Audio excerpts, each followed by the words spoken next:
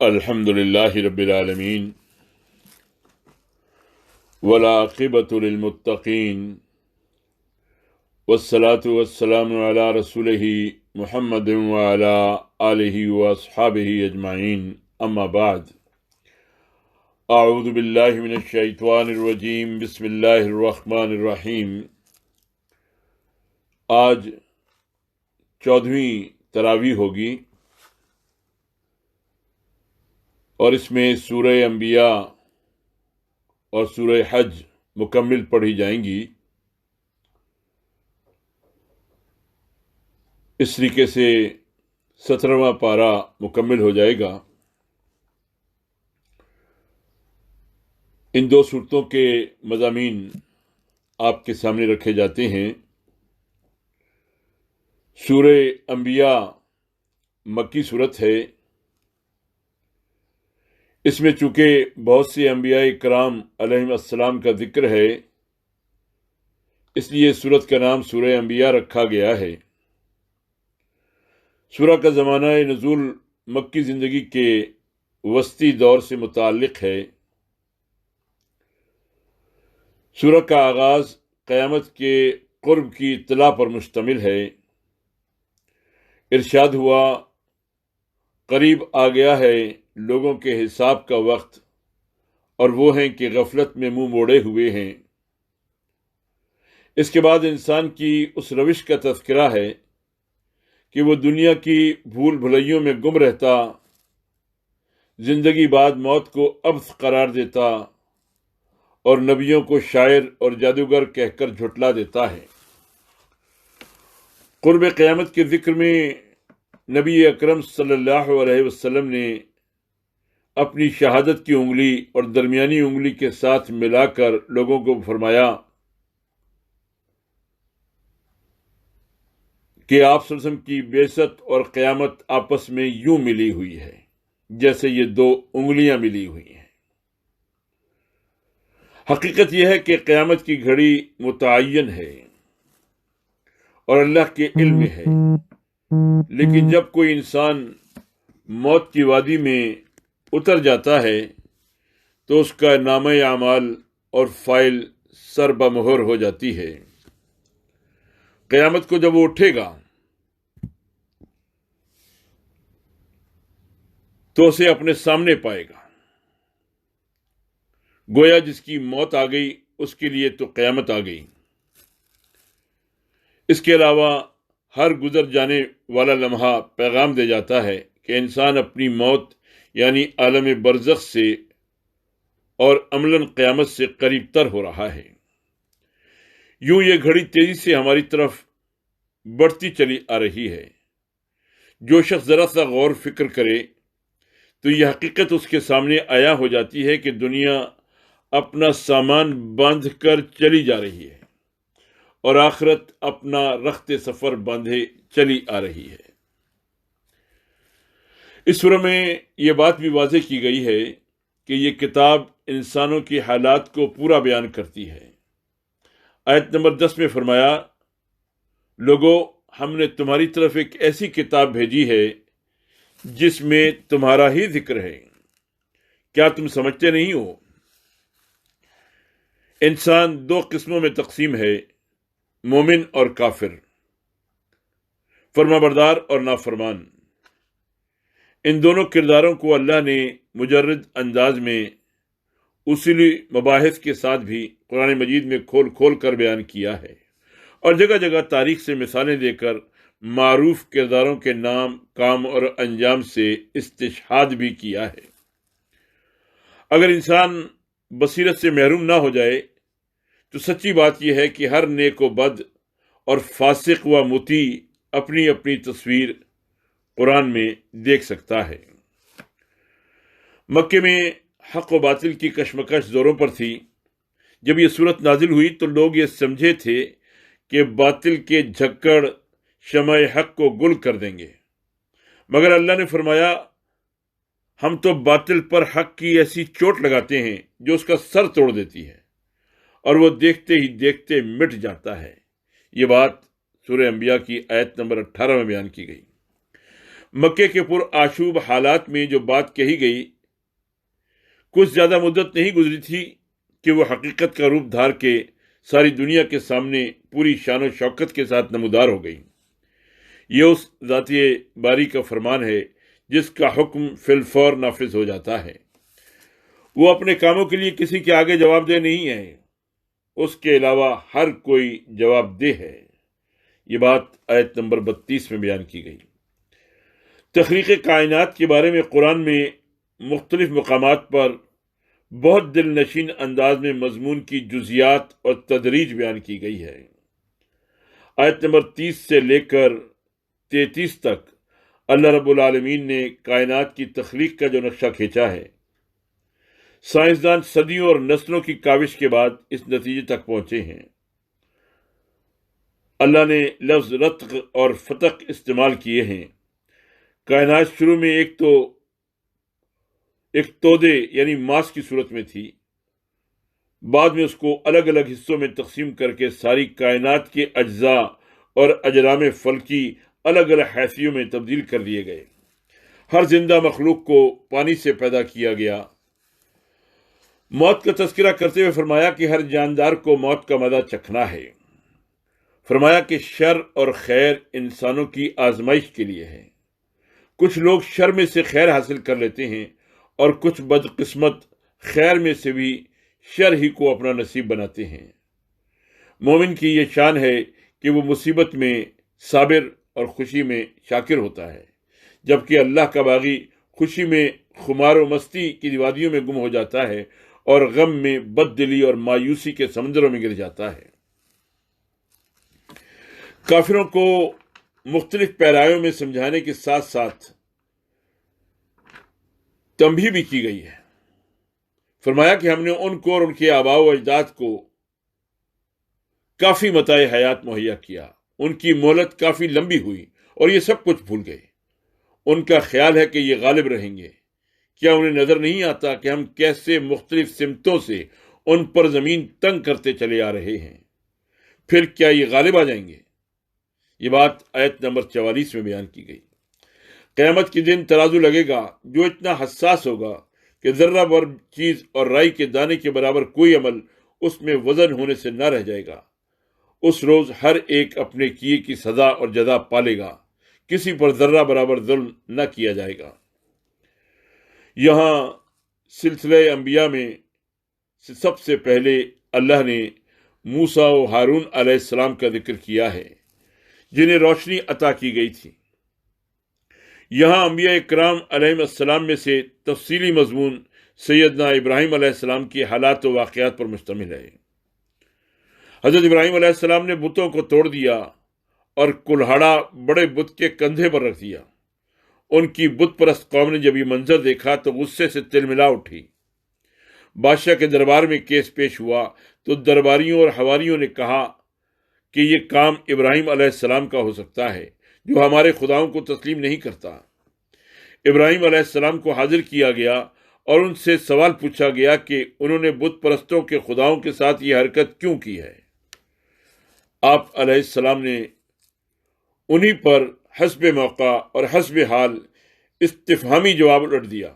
فرمایا کہ یہ سب کچھ تو ان کے بڑے بت نے کیا ہے۔ دوسری بات یہ فرمائی کہ اگر یہ کچھ بول سکے تو انہی سے پوچھ لو۔ حضرت ابراہیم علیہ السلام کے اس استدلال کا ان عقل کے اندھوں کے پاس کوئی جواب نہیں تھا۔ ان سے اور تو کچھ نہ بڑھا، انہوں نے ایک جانب تو اپنے جھوٹ کا اعتراف ان الفاظ میں کیا کہ تو جانتا ہے کہ بولتے نہیں، دوسری جانب دلیل کی بجائے دھوس اور ظلم کا راستہ اپنایا۔ اس پر سیدنا ابراہیم علیہ السلام نے فرمایا، تف ہے تم پر اور تمہارے ان معبودوں پر جو نہ تمہیں نفع پہنچانے پر قادر ہیں نہ نقصان۔ اللہ کو چھوڑ کر تم ان کی کیسے پرستش کرتے ہو؟ کیا تم کچھ بھی عقل نہیں رکھتے؟ اللہ کے نبی کی طرف سے بھرے دربار میں پیغام ربانی پہنچانے اور اتمام حجت کی تکمیل ہو چکی تھی۔ جواب میں باطل پرستوں نے وہی حربہ اختیار کیا جو ہمیشہ سے اہل حق کے خلاف استعمال ہوتا رہا ہے۔ قرآن کے الفاظ میں نمرود اور اس کے درباریوں نے کہا، جلا ڈالو اس کو اور حمایت کرو اپنے خداؤں کی، اگر تم کچھ کر سکتے ہو تو اس فیصلے پر عمل درآمد کے لیے آگ کا بہت بڑا الاؤ تیار کیا گیا اور حضرت ابراہیم علیہ السلام ایک منجنیق کے ذریعے اس میں پھینک دیے گئے۔ جس اللہ نے آگ میں جلانے کی صلاحیت پیدا کی ہے وہ فرماتا ہے، ہم نے کہا اے آگ ٹھنڈی ہو جا اور سلامتی بن جائے ابراہیم کے لیے۔ وہ چاہتے تھے کہ ابراہیم کے ساتھ برائی کریں، لیکن ہم نے انہیں بری طرح ناکام کر دیا۔ حضرت ابراہیم علیہ السلام کی بے مثال جد و جہد ابتلا و آزمائش کا ایک طویل باب ہے۔ یہاں ان کی جد و جہد کا ایک باب ختم ہوا اور اگلا مرحلہ شروع ہو گیا۔ انہوں نے اپنے گھر بار کو خیر بات کہا، بیوی سارہ علیہ السلام اور اپنے بھتیجے لوط علیہ السلام کے ساتھ اللہ کی راہ میں نکل کھڑے ہوئے، عراق کو چھوڑا اور فلسطین کو اپنا مسکن بنا لیا۔ اللہ نے اسماعیل علیہ السلام کے بعد انعام کے طور پر فلسطینی میں انہیں بیٹا اسحاق علیہ السلام عطا فرمایا اور انعام مزید کے طور پر پوتا یعقوب علیہ السلام بھی عطا کیا اور سبھی کو نبی بنایا۔ یہیں سے حضرت ابراہیم علیہ السلام نے حضرت لوط علیہ السلام کو شرق اردن کے علاقے میں روانہ کیا، جہاں لوط علیہ السلام ایک بد طینت اور بد فطرت قوم کے درمیان فریضہ دعوت ادا کرتے رہے۔ بدکاروں کی اس بستی پر بھی جب اتمام حجت ہو گیا تو قوم مجرمین تباہ کر دی گئی۔ لوط علیہ السلام اور اہل ایمان کو بچا لیا گیا۔ اس سے آگے نوح علیہ السلام اور ان کی قوم کا مختصر تذکرہ ہے۔ طویل اور کٹھن جد و جہد کے بعد حضرت نوح علیہ السلام نے اللہ کو مدد کے لیے پکارا۔ اللہ نے ان کو مٹھی بھر اہل ایمان کے ساتھ نجات دی اور کفار صفحہ ہستی سے حرف غلط کی طرف مٹا دیے گئے۔ پھر جو انبیاء علیہ السلام کا ذکر چلتا ہے تو داؤد علیہ السلام اور سلیمان علیہ السلام، ان کی شان و شوکت اور حکومت، نبوت و انعامات ربانی، پھر اللہ کے سامنے ان کی شان انکسار و تواضع اور اظہار تشکر کا ایسا نقشہ کھینچا گیا ہے کہ اللہ کے پسندیدہ بندوں کی تصویر سامنے آ جاتی ہے۔ داؤد علیہ السلام کو زرہ بنانے کی مہارت و صلاحیت اور قوت و طاقت سے نوازا گیا۔ سلیمان علیہ السلام کے لیے ہوائیں مسخر کی گئیں اور جنوں کو ان کا تابع فرمان بنا دیا گیا جو سرتابی کی مجال نہیں رکھتے تھے۔ اس کے باوجود وہ نہ بہکے نہ ان نعمتوں کا کفران کیا۔ نسل انسانی کے لیے صبر کی مثال قائم کرنے والے حضرت ایوب علیہ السلام پر جو مصائب آئے تھے، اس میں حضرت ایوب علیہ السلام کی شان بندگی یوں بیان فرمائی کہ انہوں نے اپنے رب کو آواز دی اور جامع دعا پیش کی، انی مسنی الضر وانت ارحم الراحمین، اے میرے رب مجھے بیماری لگ گئی ہے اور تو ارحم الراحمین ہے۔ کیسی عظیم دعا ہے، اور اس کا جواب بھی اللہ کی طرف سے مثبت اور پیار بھرے انداز میں دیا گیا۔ دعا قبول ہوئی اور تمام مصائب چھٹ گئے۔ اس کے متصل بعد 2 آیات میں 3 انبیاء علیہ السلام کا ایک ساتھ ذکر کیا گیا ہے، یعنی اسماعیل علیہ السلام، ادریس علیہ السلام اور ذوالکفل علیہ السلام۔ یہ سبھی صابر و شاکر لوگ تھے جنہیں اللہ کی رحمت نے ڈھانپ لیا۔ مچھلی کے پیٹ میں جانے والے نبی یونس بن متی علیہ السلام کو ان کے نام کے بجائے آیت نمبر 87 میں ذوالنون کے لقب سے یاد فرمایا ہے، جس کے معنی ہے مچھلی والا، اور پھر ان کی دعا کا ذکر ہے جو مچھلی کے پیٹ میں انہوں نے مانگی تھی۔ ان کی دعا آیت کریمہ کے نام سے معروف ہے، لا الہ الا انت سبحانک انی کنت من الظالمین۔ رب رحیم نے اپنے نبی کی دعا سنی اور مچھلی کے پیٹ سے انہیں زندہ باہر نکال دیا۔ یونس علیہ السلام کی دعا آسمان پر فرشتوں نے سنی تو آپس میں کہا، یہ آواز تو جانی پہچانی ہے مگر کچھ بدلی ہوئی ہے۔ ظاہر ہے کہ مچھلی کے پیٹ سے اللہ کا نبی پکار رہا تھا۔ انسان فراخی اور راحت میں اللہ کی یاد سے زبان تر رکھے تو تنگی و مشکل میں اس کی آہ و بکا آسمان پر اجنبی نہیں ہوتی، اہل آسمان اس سے مانوس ہوتے ہیں۔ سلسلہ انبیاء کے آخر میں زکریا اور یحییٰ اور عیسیٰ ابن مریم علیہ السلام کا تذکرہ ملتا ہے، جو ایک ہی دور اور ایک ہی خاندان کے برگزیدہ افراد تھے، ان پر اپنی بے پایہ نعمتوں کا سلسلہ آیت نمبر 89 سے لے کر آیت نمبر 91 تک چلتا ہے۔ ان کا تذکرہ قدر تفصیل کے ساتھ سورہ مریم میں آ چکا ہے۔ آخری رکوع میں خاتم الانبیاء صلی اللہ علیہ وسلم کا تذکرہ ان الفاظ میں آیا ہے، وَمَا أَرْسَلْنَاكَ إِلَّا رَحْمَةً لِّلْعَالَمِينَ۔ آیت نمبر 107 میں یہ بات بیان کی گئی۔ آخری رکوع قیامت کے احوال پر مشتمل ہے۔ اہل دوزخ کا ذکر کرتے ہوئے فرمایا، جہنم میں وہ پھنکارے ماریں گے اور خود جہنم میں خود خوب دھاڑے گی، خود جہنم بھی خوب دھاڑے گی، شور و ہنگامہ ہوگا اور چیخ و پکار ہوگی، کان پڑی آواز سنائی نہ دے گی۔ ایک جانب یہ ہولناک صورت اور دوسری جانب اہل ایمان کا معاملہ یہ ہوگا کہ وہ سارے ہنگامے سے دور ہوں گے، حتیٰ کہ اس کی سرسراہٹ بھی ان کے کانوں تک نہیں آئے گی۔ انتہائی گھبراہٹ کا وقت بھی انہیں ذرا پریشان نہ کرے گا۔ وہ مامون ہوں گے اور ملائکہ آگے بڑھ کر ان کا استقبال کریں گے اور کہیں گے کہ آج وہ دن ہے جس کا تم سے وعدہ کیا گیا تھا۔ حضور نبی پاک صلی اللہ علیہ وسلم سارے جہانوں کے لیے سراپا رحمت تھے۔ آپ صلی اللہ علیہ وسلم نے ایسا اسوہ حسنہ امت کی رہنمائی کے لیے چھوڑا ہے جو بے مثال ہے۔ آپ صلی اللہ علیہ وسلم کے خلق عظیم اور رحمت دو عالم کا تذکرہ قرآن میں بھی ہے، آپ صلی اللہ علیہ وسلم کی حدیث میں بھی اور سیرت کی کتب میں بھی۔ اس کے بعد سورہ حج ہے۔ سورہ حج مدنی سورہ ہے، لیکن اس کے بعض حصے ہجرت سے کچھ قبل مکے میں بھی نازل ہو چکے تھے۔ حضرت ابراہیم علیہ السلام کے خانہ کعبہ تعمیر کرنے کا ذکر کرتے ہوئے آیت نمبر 27 میں انہیں دیے جانے والے حکم کی طرف اشارہ ہے کہ لوگوں کو حج کے لیے سزا دے دو۔ اس لفظ حج کی وجہ سے اس سورت کا نام سورہ حج رکھا گیا ہے۔ حج سے متعلق بہت سے مسائل بھی اس سورت میں بیان کر دیے گئے ہیں، لیکن پوری سورہ کا مضمون حج نہیں ہے، یہ صرف اس کا ایک حصہ ہے۔ سورت کا آغاز سورہ انبیاء کی طرح انسانوں کے نام اس خطاب سے ہوتا ہے کہ وہ اپنے رب سے ڈریں، کیونکہ قیامت کا زلزلہ بڑی ہولناک چیز ہے۔ وہ روز اتنا ہولناک ہوگا کہ ہر دودھ پلانے والی اپنے دودھ پیتے بچے سے بے خبر ہو جائے گی اور ہر حاملہ کا حمل گر جائے گا۔ لوگ مخمور نظر آئیں گے، حالانکہ وہ نشے میں نہیں ہوں گے۔ دراصل اللہ کا عذاب ہی ایسا سخت ہوگا کہ ان پر یہ کیفیت طاری ہو جائے گی۔ آیت نمبر 5 میں انسان کی تخلیق کی ساری منزلیں اور مدارج بیان کیے گئے ہیں۔ آغاز مٹی سے ہوا اور پھر نطفہ نسل انسانی کے تسلسل کا سبب بنا۔ نطفے سے لے کر پیدائش تک یہ 4-5 مدارج ہیں جو ترتیب وار بیان ہوئے ہیں۔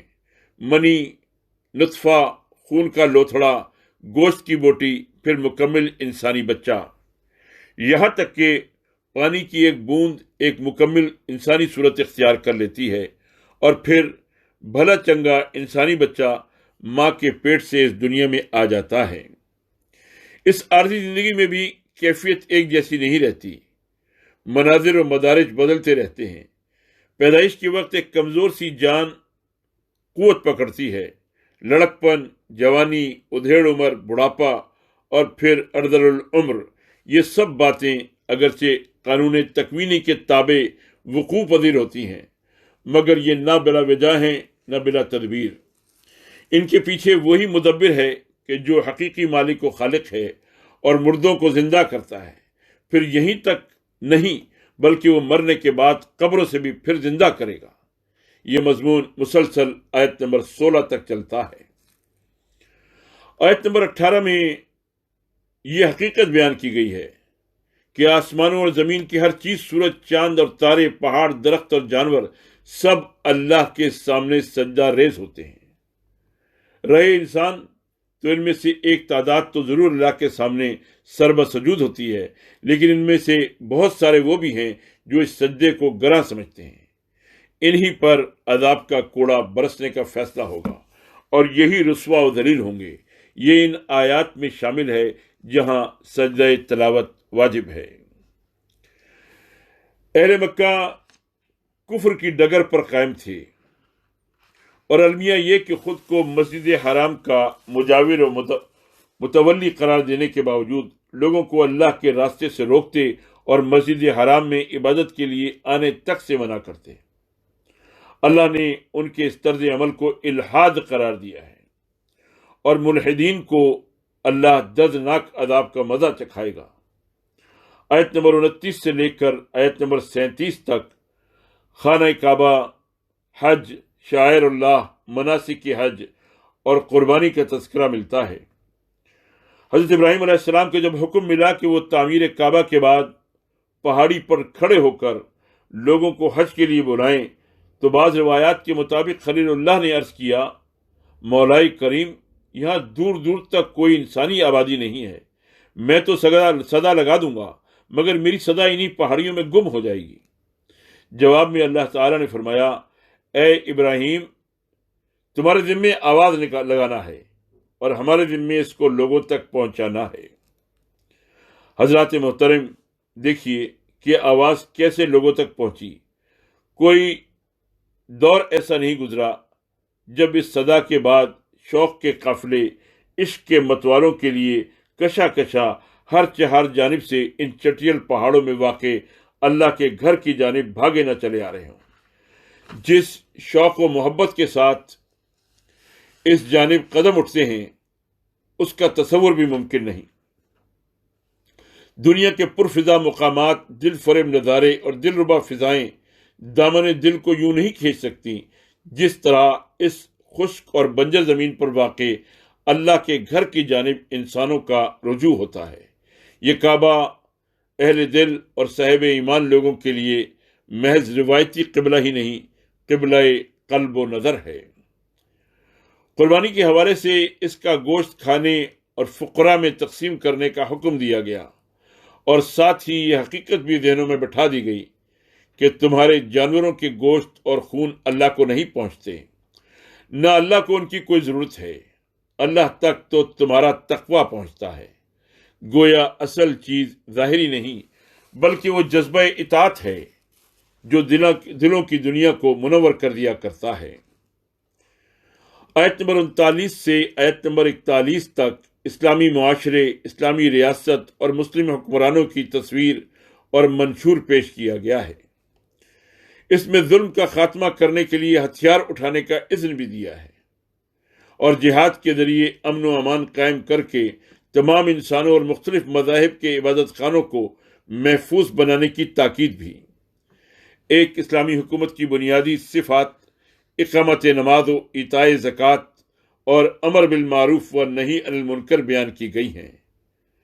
امت مسلمہ کا المیہ یہ ہے کہ آج مغربی پروپیگنڈے کے نتیجے میں جہاد کو دہشت گردی تسلیم کر لیا گیا ہے، اور سیکولر تصورات کی یلغار کے سامنے گھٹنے ٹیکتے ہوئے سیاست و ریاست اور دین و مذہب کو الگ الگ خانوں میں تقسیم کر دیا گیا ہے۔ اسے جدید جاہلیت کا نام ہی دیا جا سکتا ہے۔ سلسلہ مضمون کو آگے بڑھاتے ہوئے اللہ نے ارشاد فرمایا ہے کہ کچھ لوگ ایسی کیفیت سے دوچار ہوتے ہیں کہ ان کے دل سمجھ بوجھ سے عاری، ان کے کان سماعت سے معذور اور ان کی آنکھیں بصیرت سے محروم ہو جاتی ہیں۔ ایسا اس لیے ہوتا ہے کہ بظاہر تو آنکھیں ٹھیک ہوتی ہیں مگر سینوں میں دل اندھے ہو جاتے ہیں۔ آیت نمبر 52 میں ارشاد فرمایا کہ شیطان اپنے کام میں لگا رہتا ہے، حتیٰ کہ اللہ کے انبیاء اور رسول کی تمنا اور سوچ میں بھی خلل ڈالنے کی کوشش کرتا ہے۔ پھر اللہ شیطان کی خلل اندازیوں کو مٹا دیتا ہے اور اپنی آیات کو پختہ کر دیتا ہے۔ شیطان کا داؤ اللہ کے رسولوں پر کیا چلے گا؟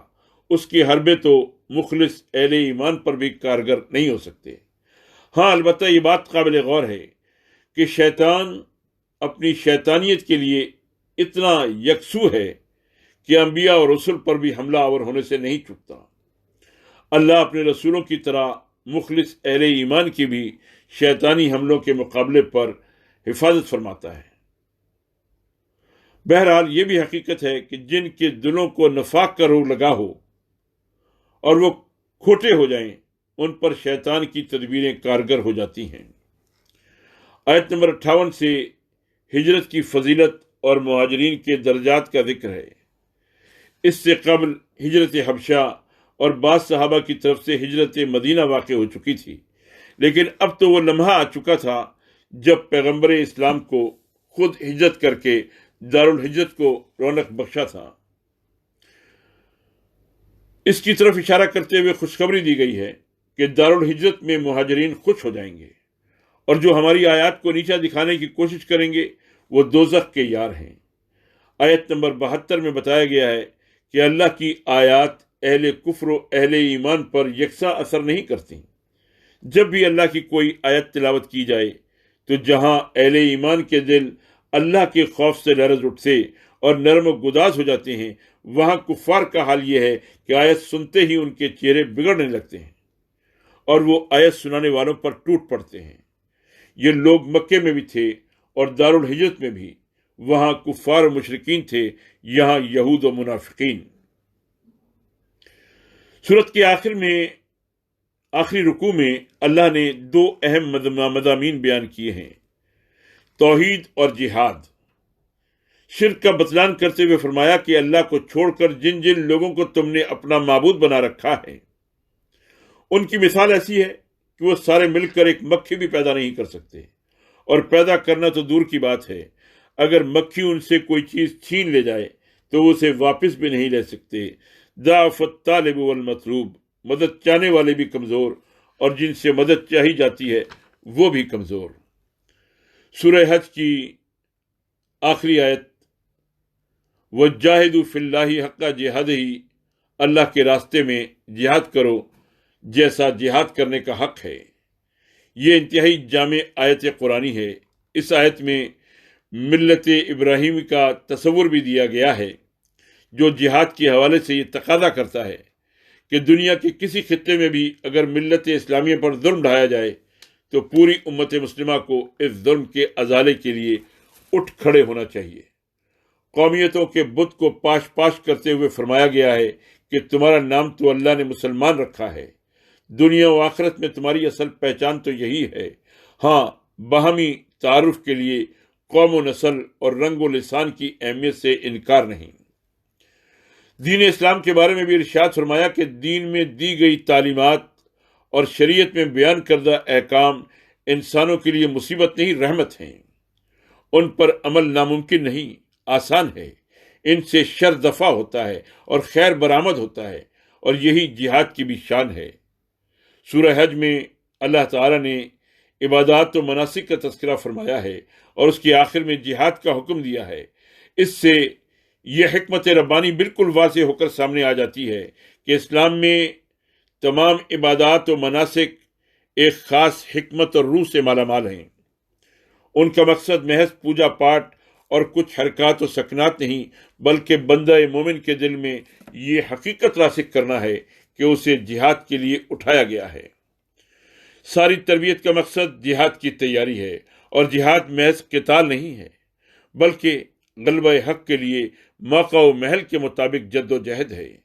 یہ جد و جہد قلم اور زبان سے بھی ہوتی ہے، مال اور استدلال سے بھی ہوتی ہے، تلوار اور اوزار سے بھی ہوتی ہے۔ جو لوگ اس کا اہتمام کریں وہی اللہ کے ساتھ جڑ جانے کی شرط پوری کرتے ہیں، اور جو اس کے ساتھ جڑ جائیں وہ ان کا سرپرست و مددگار ہوتا ہے، اور وہ بہت ہی اچھا مولا اور بہت ہی اچھا مددگار ہے۔